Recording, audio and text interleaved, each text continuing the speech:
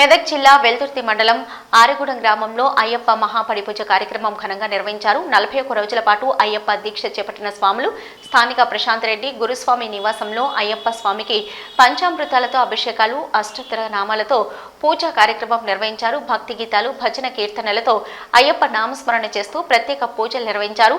అనంతరం అన్నప్రసాద వితరణ కార్యక్రమాన్ని చేపట్టారు.